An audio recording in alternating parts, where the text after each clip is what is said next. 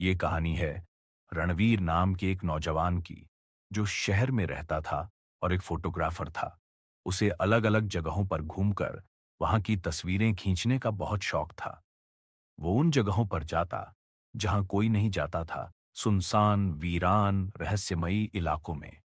एक दिन उसे एक पुरानी किताब में एक जगह के बारे में पढ़ने को मिला। जगह का नाम था गूंधी घाटी। कहा जाता था कि ये जगह भूतिया है। गांव के बुजुर्ग कहते थे कि वहां एक छलावा रहता है। छलावा मतलब ऐसा भूत जो इंसान को उसकी सबसे प्यारी चीज बनकर दिखता है और फिर उसे हमेशा के लिए भटका देता है। रणवीर को ये सब बातें झूठी कहानियां लगती थीं।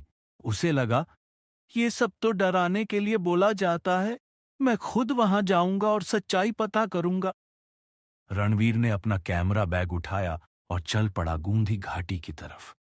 रास्ते में एक छोटा सा गांव आया। वहां के एक बुजुर्ग ने उसे देख लिया और बोला, बेटा, उधर मत जाना। बहुत लोगों ने कोशिश की, पर कोई वापस नहीं आया। वहां जो दिखता है वो असली नहीं होता। रणवीर मुस्कुराया, बाबा, मैं डरता नहीं, मैं सिर्फ तस्वीरें खींच कर लौट आऊंगा। बूढ़ा बोला, बस एक बात याद रखना, अगर कोई तुम्हारी सबसे प्यारी चीज बनकर सामने आए तो आंखें बंद कर लेना।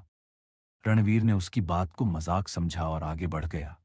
घाटी में पहुंचना। घाटी बहुत सुंदर थी। बड़े बड़े सूखे पेड़, झाड़ियों के बीच पुराना रास्ता और एकदम शांत माहौल।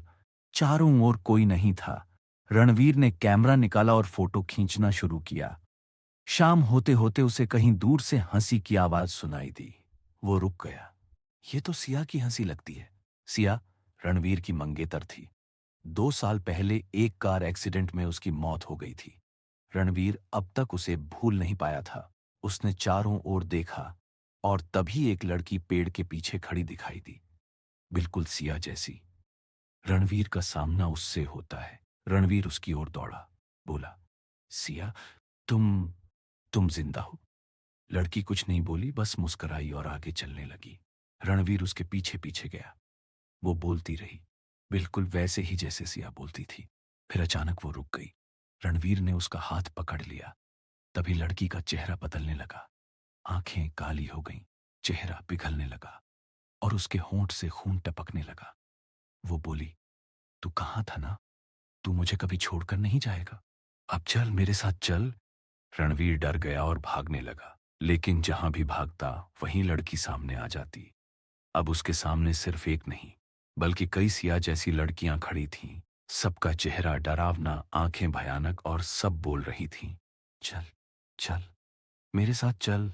रणवीर अब समझ गया, ये सिया नहीं है, ये छलावा है। जो बनकर आया है उसकी सबसे प्यारी इंसान, ताकि वो यहीं फंस जाए।